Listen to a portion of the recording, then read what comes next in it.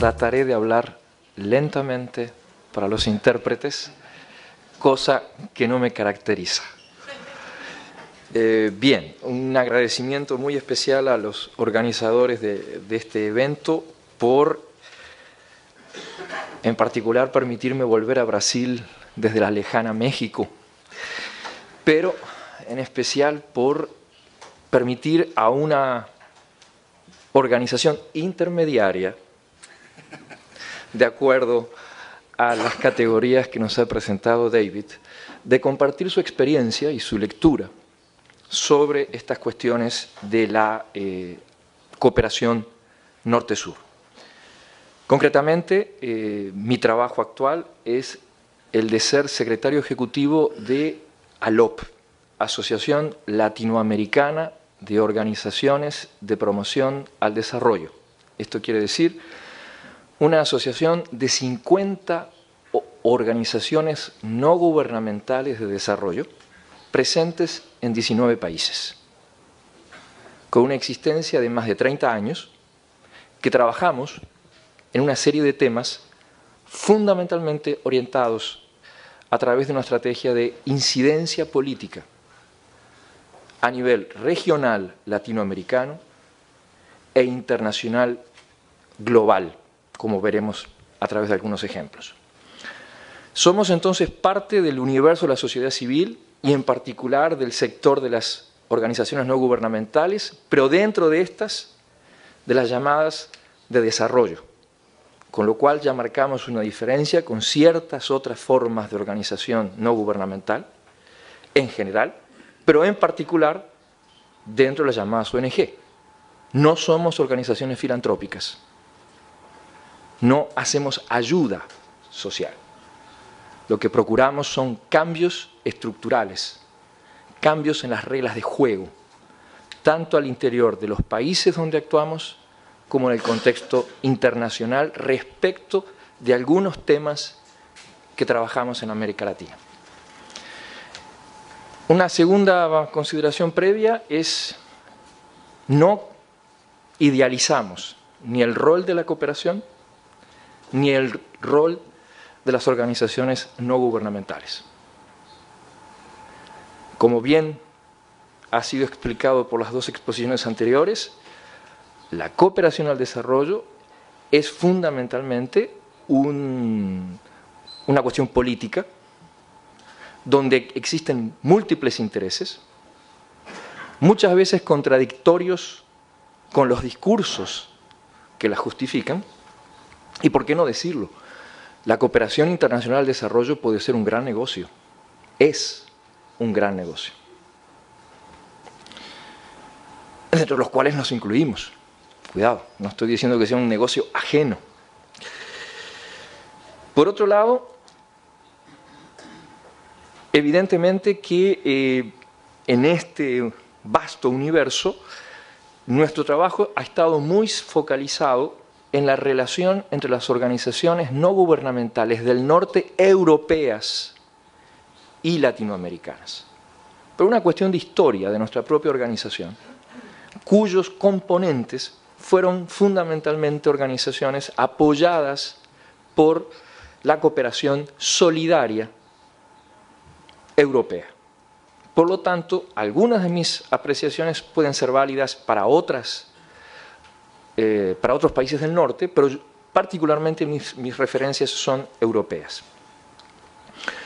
No voy a entrar al arduo tema, que nos daría para otros seminarios, sobre la legitimidad y representatividad de nuestras organizaciones en este negocio, aunque evidentemente va a subyacer esta cuestión y aparece permanentemente en las discusiones que tenemos no solo con los gobiernos de nuestros países, no solo con las organizaciones internacionales o multilaterales con las que trabajamos, sino crecientemente con los destinatarios, los titulares de nuestro trabajo. Es decir, los destinatarios últimos de nuestros esfuerzos también legítimamente nos cuestionan respecto del por qué y para qué de nuestro trabajo. Por lo tanto, con todas estas prevenciones, entro un poco más ya en materia.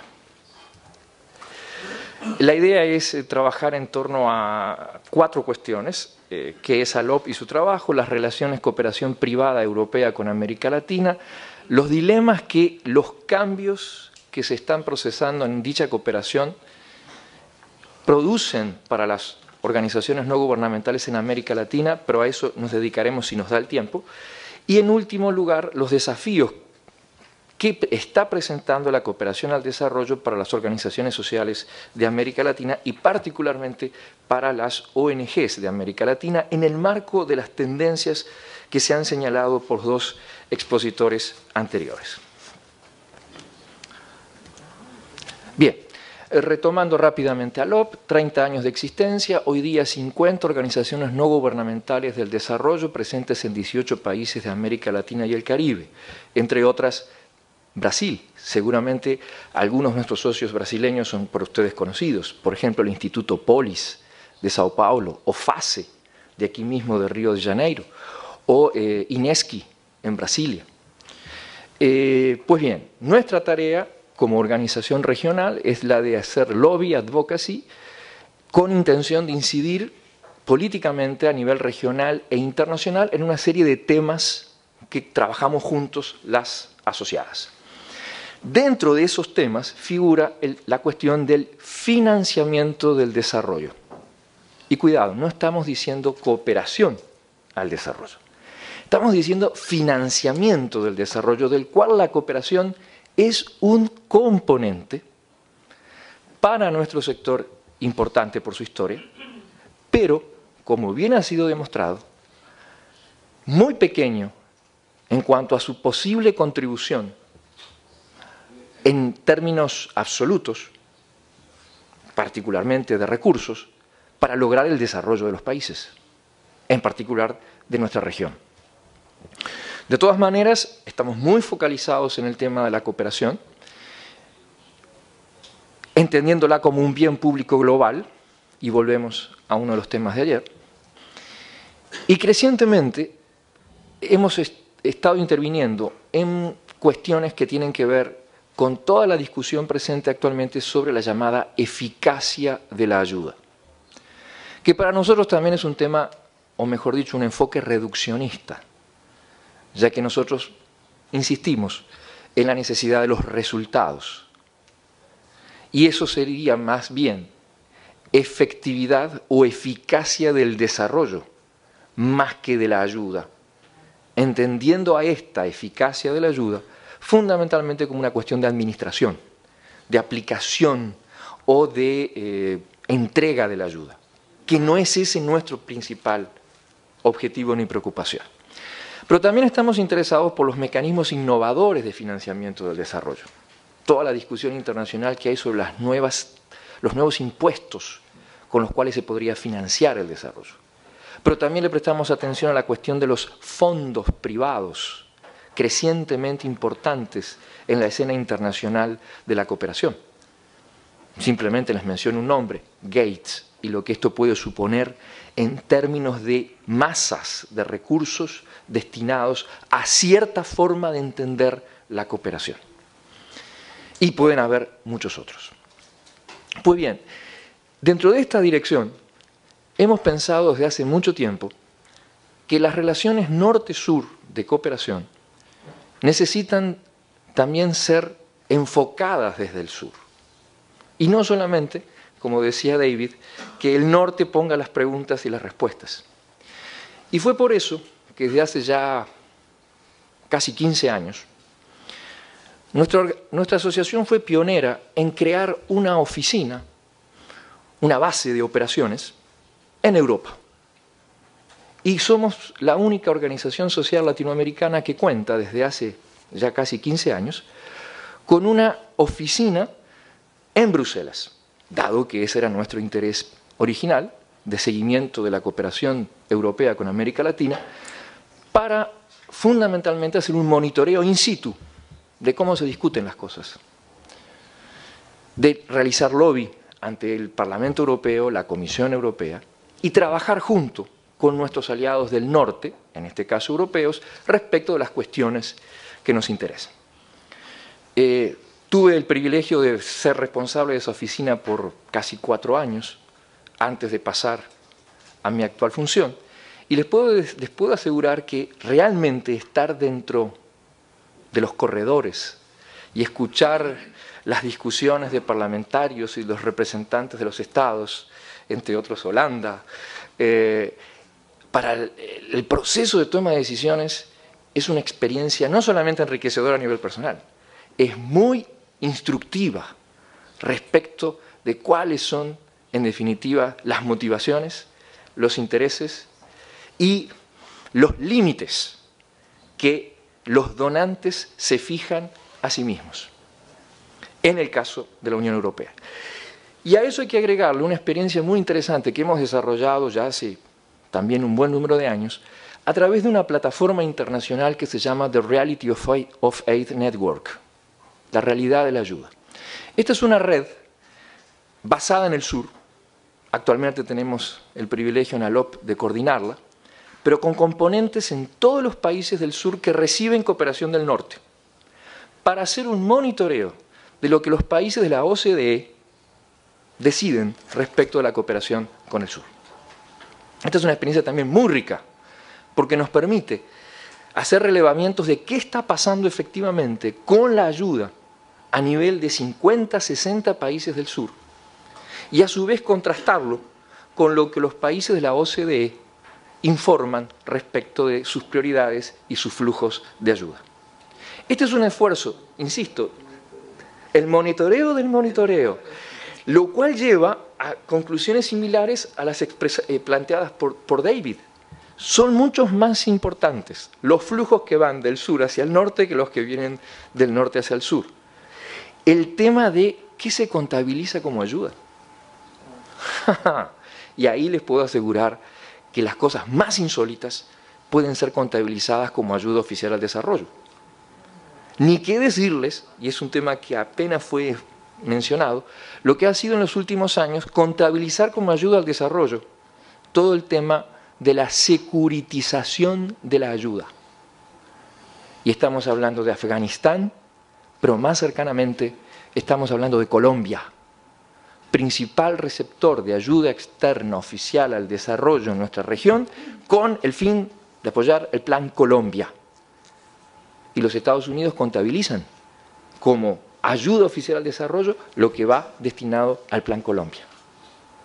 Y ni que decirles todo lo que ha pasado luego del 11 de septiembre, en términos de cuestiones de seguridad que son computadas como ayuda oficial al desarrollo. Finalmente, y a nivel global, estamos metidos en otra discusión, que es justamente la Declaración de París.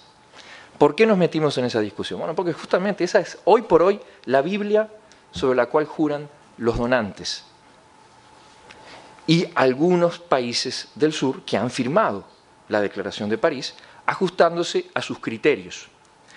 Y allí, no solamente la Declaración de París, sino la Agenda de Accra para la Acción, es decir, el plan que 2 años después, apenas en el 2008, los donantes y un número creciente de países receptores firmaron para poner en práctica una serie de medidas ya señaladas por David respecto de cómo mejorar la eficacia de la ayuda.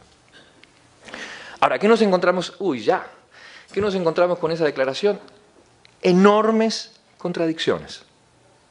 Por ejemplo, la Declaración de París habla del empowerment, el alineamiento. La Declaración de Accra luego hablará del democratic empowerment. Pero la Declaración de París insiste en la centralidad del Estado como receptor y gestor de la ayuda. Y entonces allí viene el famoso criterio de la asignación presupuestal. Los fondos de la ayuda van directamente al presupuesto nacional de los estados, sin otro control que el que los propios estados rinden a los donantes. Y sabemos bien que en muchos países, con problemas de transparencia, de rendiciones de cuentas y de corrupción, lo que esto puede significar dista mucho de las de la intención original. Pero a esto se suma otro problema.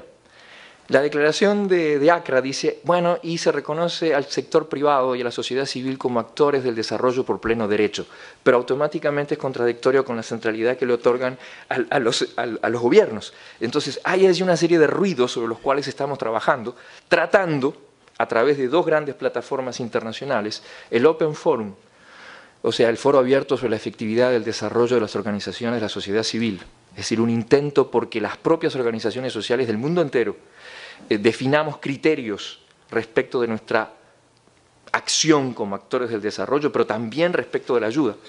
Y Better Aid, que es otra plataforma fundamentalmente dedicada a la incidencia, rumbo a Busan, Corea del Sur, noviembre de este año. Revisión de la Declaración de París y definición de la agenda de temas prioritarios para los próximos años respecto de la ayuda oficial al desarrollo.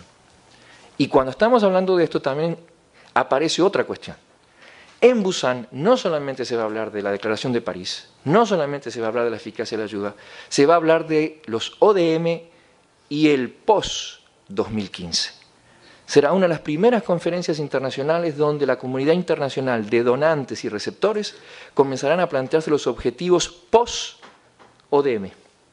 De allí entonces que esa discusión importa no solo por los temas de ayuda y cooperación, sino también por lo que va a significar la agenda internacional de prioridades sobre estas cuestiones. Bueno, y por eso es que estamos metidos en estas cuestiones, aunque parecen un poco lejanas de nuestro hacer cotidiano como ONGs latinoamericanas. Tengo muchísimas cosas, pero no me va a dar el tiempo. A lo que quiero referirme son a dos o tres cuestiones que voy a ir al final ya prácticamente de mi exposición. Voy a pasar de largo por todo lo que tenía preparado y me voy a centrar en estas cuestiones que considero desafíos de la cooperación para el desarrollo que le plantean. Sigamos, porque ahí vamos a quedar, porque el tiempo no me da. Evidentemente, por mucho tiempo hemos estado diciendo, uy, las cosas están cambiando. Bueno, las cosas han cambiado y ya no hay que llorar sobre la leche derramada, como diríamos. El escenario en el cual nos movemos, los actores con los cuales trabajamos, las prioridades, los enfoques, han cambiado radicalmente, y en especial para América Latina. Y nuestro sector, en particular, va a tener que asumir una serie de cuestiones que hacen a su propia supervivencia como intermediarios, en cuanto a su rol, a su identidad, el porqué y para qué de su existencia. Y les voy a mencionar dos o tres. Una de ellas, el tema de América Latina como países de renta media. Este es un tema que aparece en cuanta discusión sobre el tema de la cooperación o la ayuda con América Latina en cualquier escenario y en cualquier discusión, y sirve de justificación para recortes, retiros, restricciones. Ahora, nosotros estamos convencidos, o sea, podemos dar una discusión teórica sobre lo que es un país de renta media y lo que suponen los rangos de 900 a 9.000 dólares per cápita para definir a un país de renta media y las categorías, subcategorías que pueden haber dentro de ese criterio. Pero hay una serie de cosas interesantes respecto de América Latina. Sobre 48 países en el mundo clasificados como países de renta media, 33 están en América Latina. Somos por así decirlo, el continente de la clase media, en términos de renta per cápita. Sin embargo, si en 1990 el 93% de los pobres del mundo estaban en países de renta baja, en el 2008, fruto de los años de aplicación del consenso de Washington, etcétera, etcétera, el 72% de los pobres están en países de renta media. Y teniendo que en América Latina está la mayoría de los países de renta media, la conclusión es que, pues bien, nuestros procesos económicos y sociales de las últimas décadas han llevado a una polarización de nuestra realidad social, haciendo que, si bien hoy hay progresos en materia de combate de la pobreza, el número de pobres que existen en América Latina justificaría una revisión de la aplicación a estos países del criterio de países de renta media. Y cuidado, y no estoy queriendo caer aquí en la llamada pobretología. A ver, cuantos más pobres exhibamos, más derecho tenemos a la cooperación. Cosa en la cual pudimos haber caído años atrás en razón de las tendencias de la cooperación muy focalizada a combate de la pobreza y no a la búsqueda de un desarrollo sostenible. Por otro lado, también es cierto que la ayuda oficial al desarrollo para nuestros países es muy poco relevante.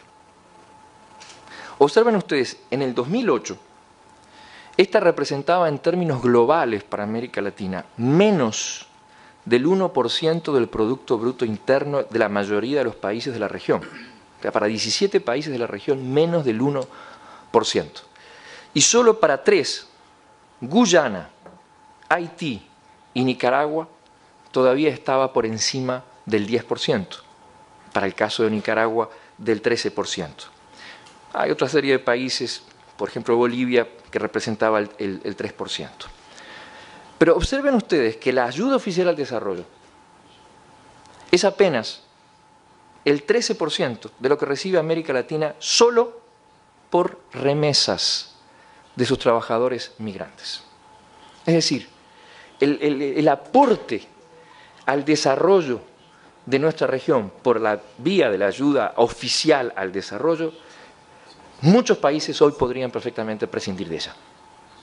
Y entonces la cuestión reviene o recae sobre qué mecanismos alternativos para promover el desarrollo, trabajo decente, etcétera, etcétera, nuestros gobiernos son capaces de generar o no.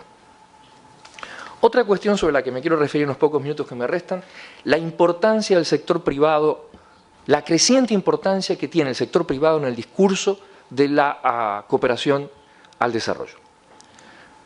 Es la idea de negocios para el desarrollo. Hay que fomentar a través de los recursos de la cooperación al sector privado. Y aquí vienen una cantidad de problemas que vienen asociados con la resistencia que muchos tenemos por cuestiones ideológicas o por historia con respecto al capitalismo y la empresa.